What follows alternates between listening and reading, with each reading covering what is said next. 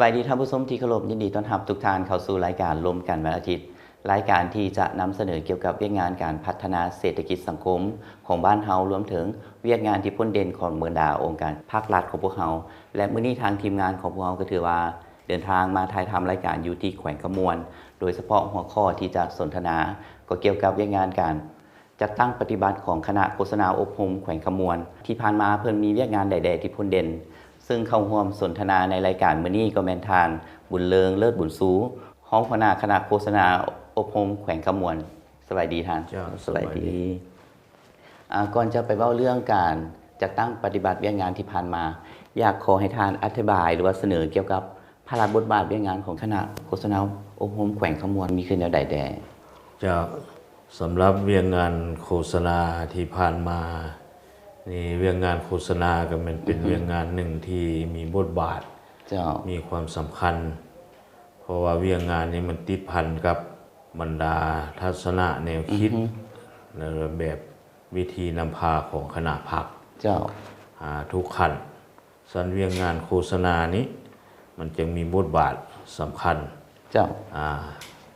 เฮ็ดให้เวียกดังกล่าวนี้ไปได้ดีหรือว่ามีข้อจำกัด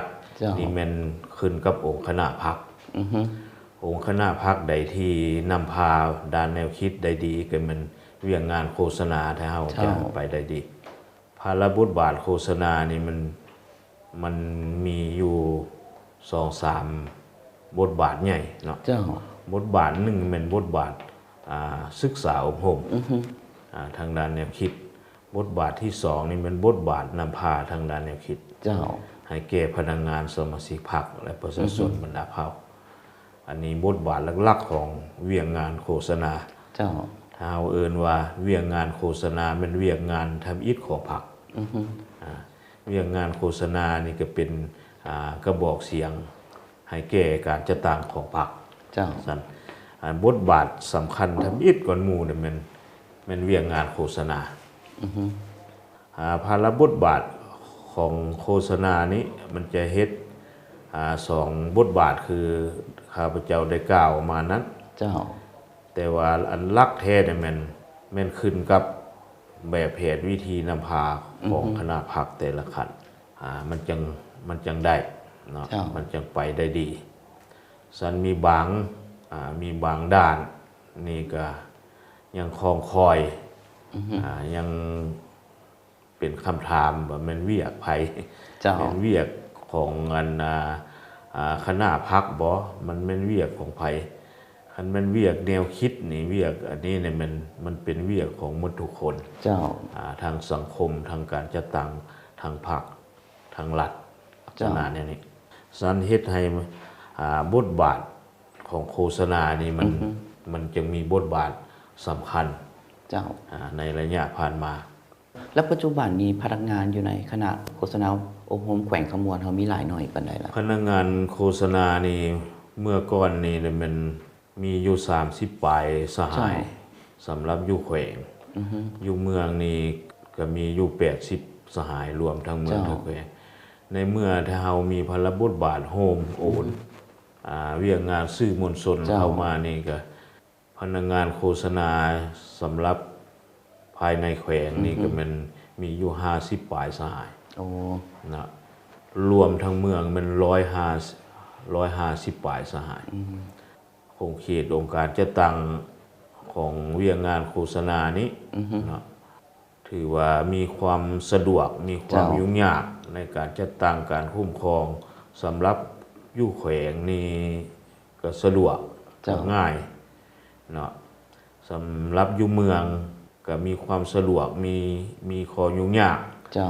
ย้อนเหตุผลหนึ่งนั่นมันพนักงานเมืองถ้าเฮานี่มันน้อยนั่นแหละเวลามันน้อยนี่หน่วยพรรคจะไปขึ้นกับองค์การจัดตั้งพรรคมันจะไปขึ้นกับหน่วยอื่นก็มีลักษณะนะสันเฮ็ดให้ภาระบทบาทการคุ้มครองการชี้นำบัญชาเวียกงานโฆษณานี่มันจังบางด้านคือข้าพเจ้าได้เว้านั้นมันจังยังมีลักษณะจำกัดอยู่นั่นแหละสำหรับกงจักรนี่ กงจักของการจะตั้งอยู่คันแขวงนี้ เจ้า เนาะถ้าเฮาฮุบโฮมโอนเวียงงานซื้อมวลชนเข้านี่แล้วก็มัน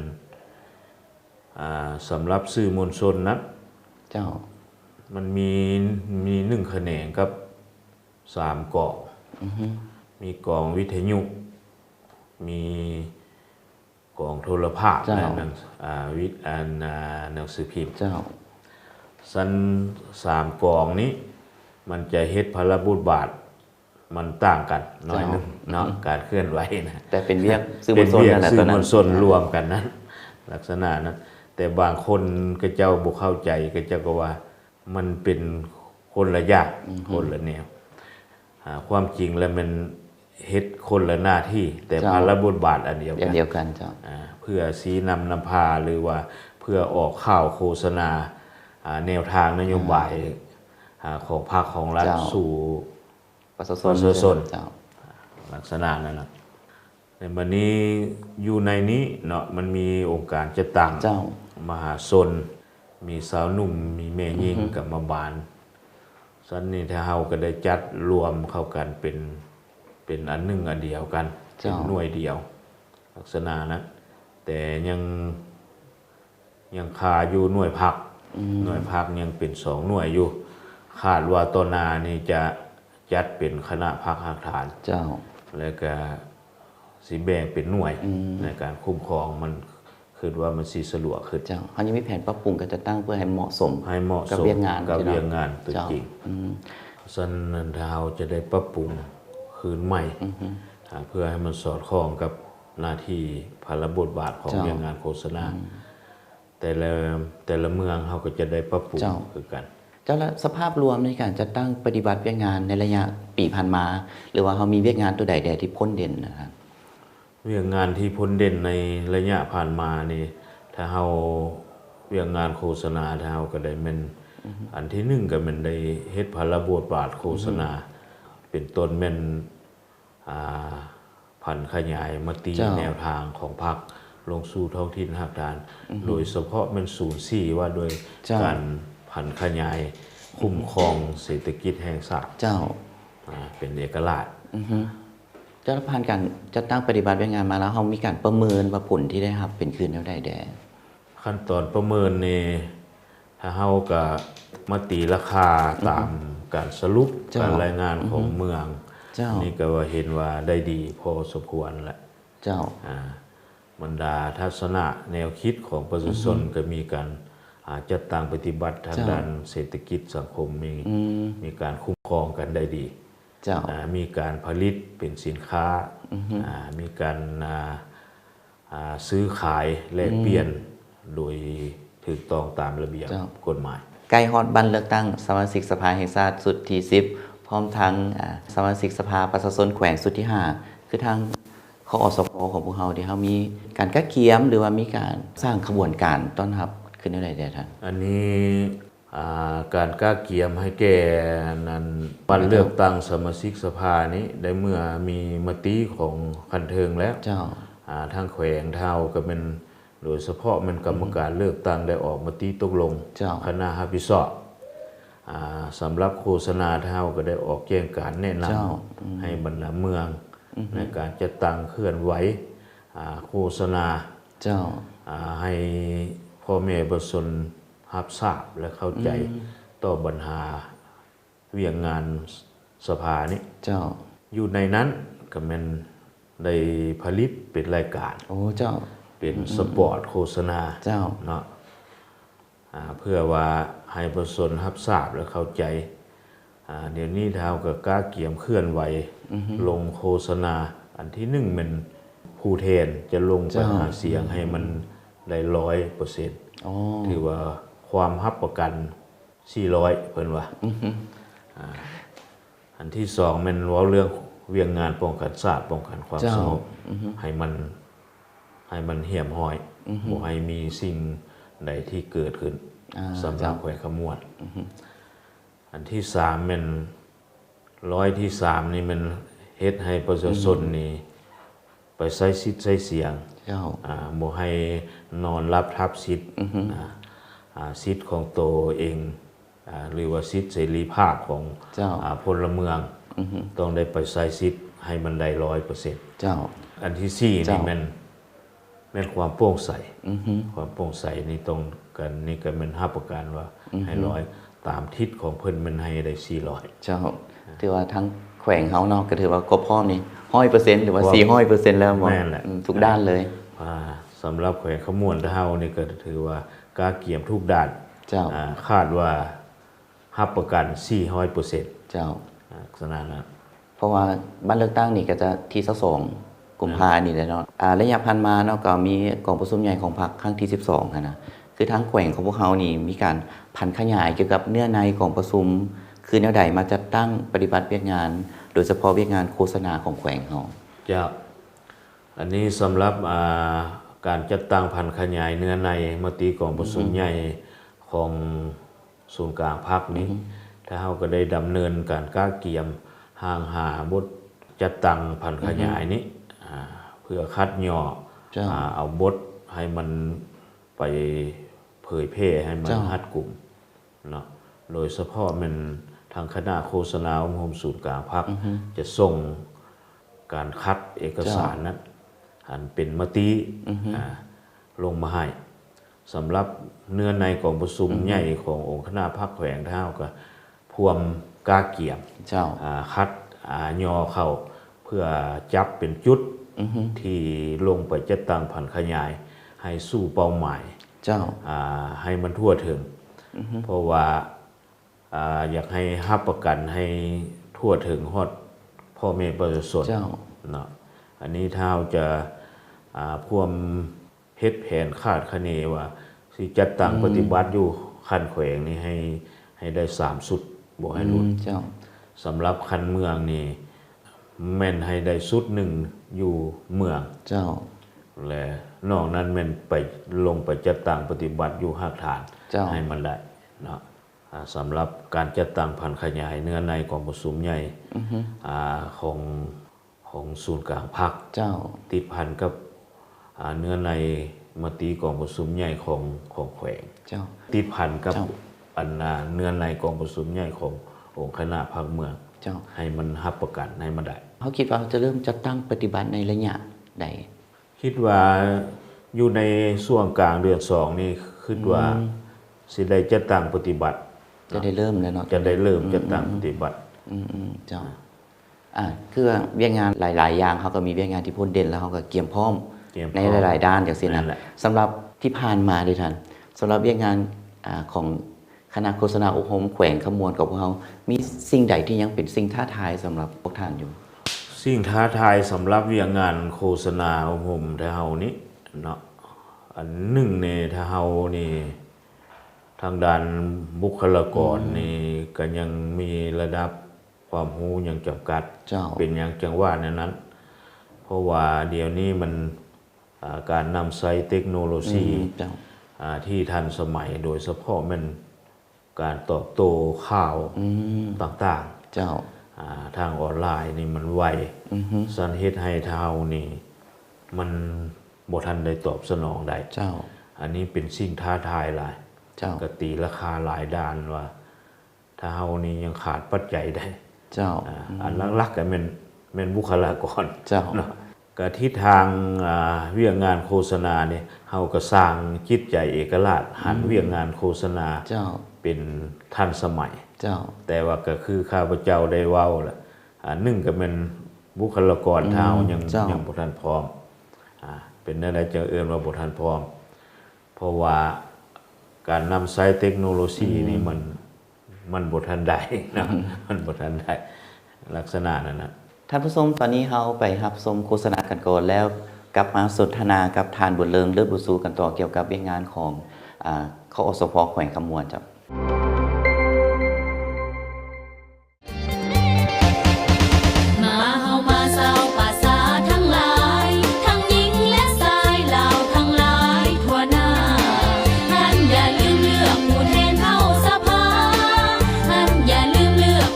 ขอเชิญชวนทุกท่านไปใช้สิทธิ์ปอนบัตรเลือกตั้งสมาชิกสภาแห่งชาติชุดที่10และสภาประชาชนขันแขวงชุดที่5ในวันที่22 กุมภาพันธ์ 2026 นี้ การเลือกตั้งแม้นการเสริมขยายและปฏิบัติสิทธิประชาธิปไตยของประชาชนลาวบรรดาเผ่า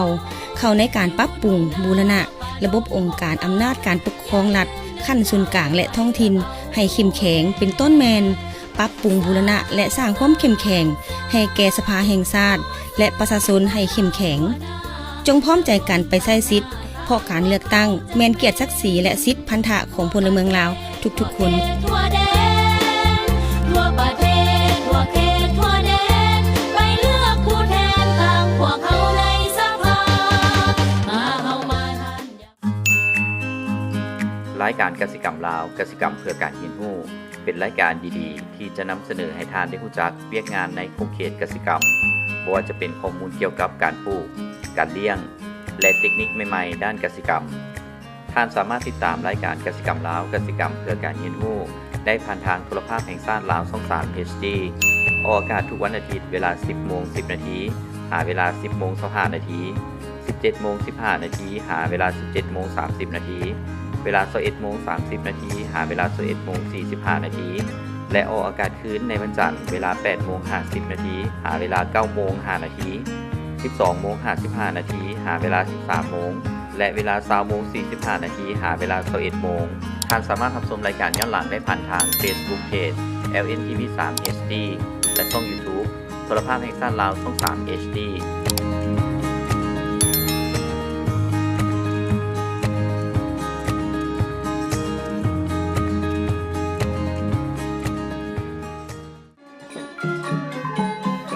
ประเทศลาวดินแดนแห่งอารยธรรมที่เก่าแก่มีสถานที่สำคัญทางด้านประวัติศาสตร์ธรรมศาสตร์วัตถุโบราณอันเก่าแก่ฮีตของประเพณีและวัฒนธรรมอันดีงามของประชาชนลาวบรรดาเผ่าจะถูกรวบรวมและนำเสนอในรายการฮู้เรื่องเมืองลาวออกอากาศทุกๆวันเสาร์ในเวลา 9:10 หา 9:25 14:25 หา 14:40 20:30 หา 20:45 และออกอากาศคืนในวันอาทิตย์เวลา 9:25 หา 9:40 13:40 หา 13:55 20:45 หา 21:00 ท่านสามารถรับชมรายการได้ทางโทรภาพแห่งชาติลาวช่อง 3 HD และรับชมรายการย้อนหลังได้ทาง Facebook Page LNTV 3 HD และช่อง YouTube โทรภาพแห่งชาติลาวช่อง 3 HD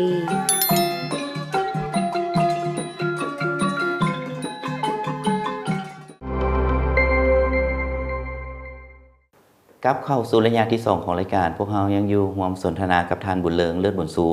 ระยะนี้อยากขอสอบถามท่านเพิ่มเติมเกี่ยวกับปัญหาทิศทางแผนการในต้นหน้าของคณะโฆษณาอุปมแขวงขมวนของพวกเราเด้ทิศทางแผนการในต้นหน้านี่สำหรับเวียงงานโฆษณานี่ถ้าเอาก็เร่งใส่ปรับปรุงหรือว่าสร้างทรัพยากรมนุษย์นี่ให้มันได้หลายโดยเฉพาะแม่นเวียงงานโฆษณาเวียงงานโฆษณานี่มันต้องแม่นคัดเลือกหรือว่าคัดย้อนเอาผู้ที่มีระดับความรู้ที่แน่นอนและมีคุณค่าการเมืองสูงเพื่อจัดตั้งพันขยายเนื้อในของประชุมหรือว่าเผยแพร่มติต่างๆให้มันได้สำหรับเวียงงานโฆษณาแล้วในทิศทางต้นหน้าเท้าจะหันสร้างให้ได้บุคลากรเป็นนักปะทะกถาเดี๋ยวนี้เท้ากันยังขาดนักปะทะกถานี่มันบ่ยังมีลักษณะเวียกงานแถลงข่าวเนาะและสื่อมวลชนนี่ก็ถือว่าโอนย้ายมาขึ้นกับคณะโฆษณาอุปมเนาะแต่ปัจจุบันนี้ท่านมีแผนหรือว่าจะมีการพัฒนาในเวียกงานสื่อตัวนี้เพิ่มเติมขึ้นแนวใดแด่เวียกงานนั้นสื่อมวลชนนี้ตามทิศแล้วก็มันเท่ากับสิปรับปรุงคืนเนาะเพราะว่าเวียกงานสื่อมวลชนนี้มันเป็นเวียกหนึ่งหรือว่าเป็นเวียกหลักที่ผันขยายที่หรือว่าโฆษณาลงฮอดหากฐานได้ไวโดยเฉพาะเป็นวิทยุหรือว่าโทรภาพสิ่งพิมพ์ต่างๆนี่ก็ถ้าเฮาก็เฮ็ดได้หลายแต่ว่าการนั้นอ่านการเบิ่งนี่ค่อนข้างจะน้อยฉันมีแต่ เวียงงานสื่อมวลชนหรือว่าวิทยุนี่โทรโข่งนี่เท่าก็จะปรับปรุงคืนใหม่ ให้มันทันกับสภาพเจ้าเนาะแล้วเวียงงานอันนี้นี่มีบางด้านเจ้ามันก็การคุ้มครองนี่คันเป็นคุ้มครองแบบรัฐบริหารในบางเทื่อนี่ก็บ่กุมกันได้นะบางอย่างอาจจะหันเวียงงานนี้เป็นเขาเอิ้นว่าคุ้มครองโดยตนเองเจ้าเนาะโดยเฉพาะมันคือวิทยุเมืองสีบางไฟเจ้าแต่เฮาก็หันให้เป็นธุรกิจเป็นผู้คุ้มครองนะสามารถคุมตัวเองคุมตัวเองเจ้าเท้าก็มีแต่เอาสื่อของพรรคของรัฐเท้านี่ไปออกรายการเจ้าเจ้าสำหรับเบี้ยงานการร่วมมือของคณะโฆษณาอบรมแขวงขมวนของพวกเฮาเด้มีการร่วมมือกับพรรคส่วนใดๆในระยะผ่านมาสำหรับโฆษณาอบรมแขวงขมวนเท้านี่ก็เป็นในระยะผ่านมาก็เป็นเฮ็ดหน้าที่เฮ็ดบทบาทในการร่วมมือทางภายในและต่างประเทศเจ้าภายในนี่ก็มีการแหกเสี่ยวอยู่แขวงเวียงจันทน์แล้วก็จำปาสัก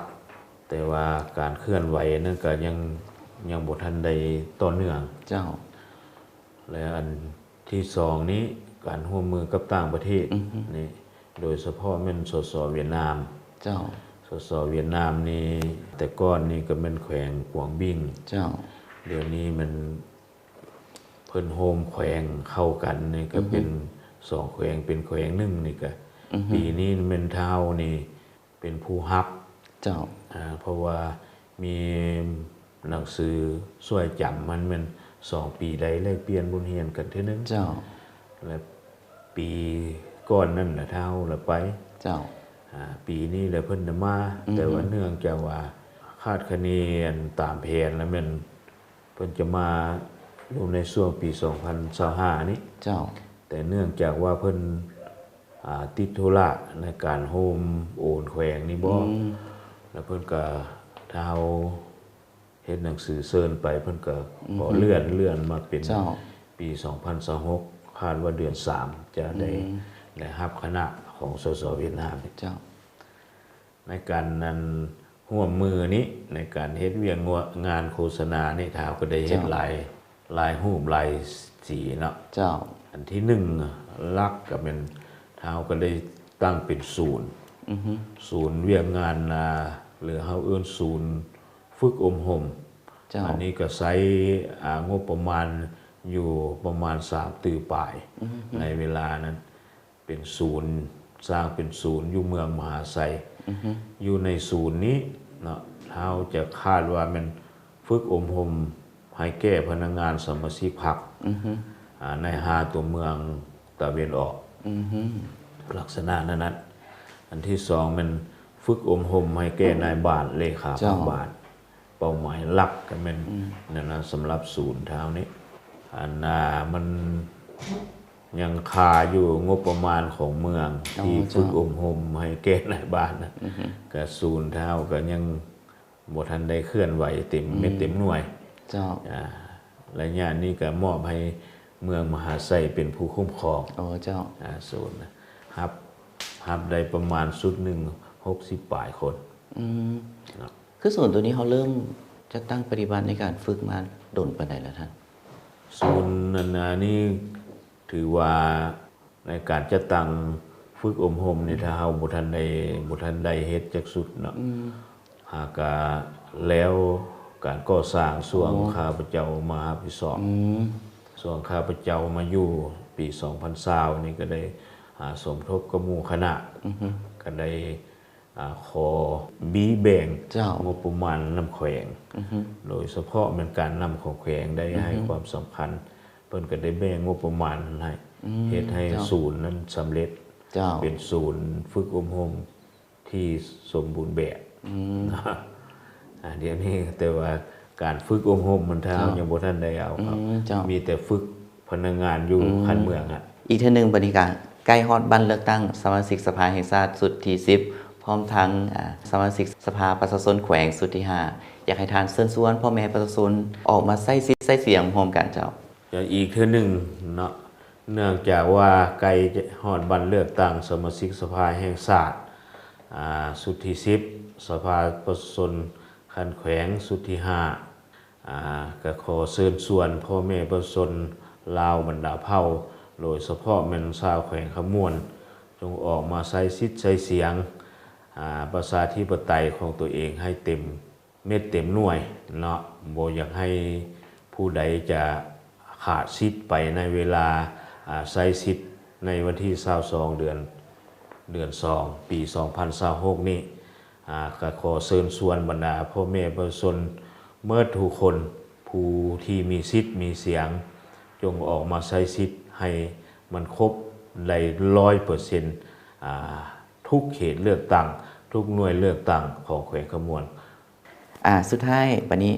อยากให้ทานมีอย่างบ่ฝากถึงการนำภาครัฐรวมถึงพ่อแม่ประชาชนบรรดาเผ่าเจ้าอันนี้ก็เป็นข้าพเจ้าในนามต่างนาให้คณะโฆษณามหมแขวงก็ขอฝากให้บรรดาท่านการนำภาครัฐทุกคันให้เอาใจใส่ต่อเรื่องงานโฆษณาอมหมแถวนี้เพราะว่าเรื่องงานโฆษณาอมหมมันเป็นเรื่องงานหลักหรือว่าเป็นเรื่องงานแนวคิดเป็นเรื่องงานที่เฮ็ดก่อนสั้นมันเป็นเรื่องงานขององค์คณะพรรคสั้นคันว่าผู้ใดเฮ็ดเรื่องงานโฆษณาได้ดีก็แม่นคงเขตนั้นหรือว่าองค์คณะพรรคนั้นจะไปได้ดีสั้นเมื่อมันเป็นแนวนั้นก็ฝากถึงพ่อแม่ประชาชนก็มีส่วนร่วมในเรื่องงานโฆษณาเป็นอะไรจะเอื่นว่ามีส่วนร่วมย้อนว่าประชาชนนี้มันก็เลือกก็เจ้าก็มีการเลือกเฟ้นในการรับฟังข่าวอันใดเป็นข่าวปลอมข่าวลือลักษณะนั่นแหละก็ให้กระเจ้ามีสติในการเลือกฟังเลือกสมเจ้าสั่นแหละวันนี้ขอบใจทานบุญเลิงเลิศบุญซูห้องหัวหน้าคณะโฆษณาอบรมแขวงขมวนหลายๆสำหรับข้อมูลในการจัดตั้งปฏิบัติเวียกงานที่ผ่านมารวมถึงเวียกงานที่พ้นเด่นและแผนต่อหน้าของอสพแขวงขมวนของพวกเราโอกาสหน้าอาจจะได้มาสนทนากันเพิ่มเติมเกี่ยวกับปัญหาตนอื่นที่เกี่ยวข้องนะเจ้าสำหรับวันนี้ขอบใจหลายๆครับจ้าขอบใจหลายๆท่านผู้ชมวันนี้เวลาทางรายการของพวกเราก็ถือว่าจบลงแล้วเนาะข้าพเจ้าทีมงานพร้อมด้วยแขกรับเชิญลาทุกท่านไปก่อนพบกันใหม่อาทิตย์หน้าสำหรับอาทิตย์นี้สบายดีครับ